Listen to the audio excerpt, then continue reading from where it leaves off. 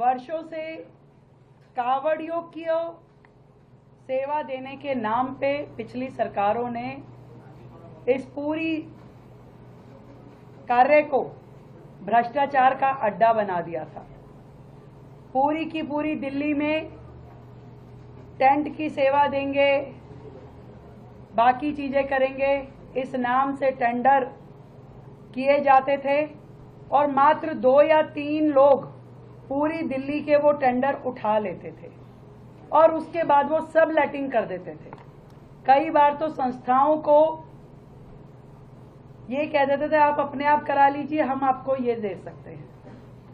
यानी कि सरकार खर्चती थी 500 रुपए और नीचे जो लाभ था वो 100 रुपए का भी नहीं पहुंचता था। इस प्रकार की स्थितियां थी और इस पूरे आयोजन में करोड़ों रुपए खर्च किए जाते थे सरकार के द्वारा। जनता तक वो लाभ पहुंचता नहीं था, सरकारें खर्चती थी, जाता कहां था? ये बहुत बड़ा प्रश्न है। अभी भी जब हमने कावड़ यात्रियों की उन समितियों को बुलाया और उनसे चर्चा करी कि आपको क्या क्या समस्याएं आती है, तो उन्होंने बताया कि आखिरी दिन तक भी टेंट लग नहीं पाते थे।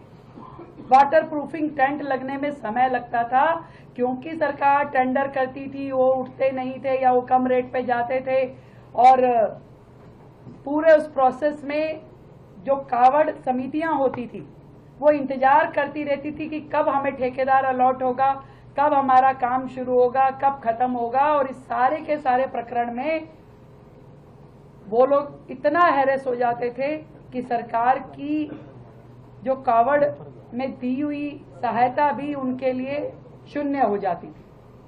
और इस पूरी प्रक्रिया को सुधारने के लिए कभी पिछली सरकारों के द्वारा कोई रिफॉर्म, कोई सजेशन जनता से लिए नहीं गए, कभी उस पर काम किया नहीं गया।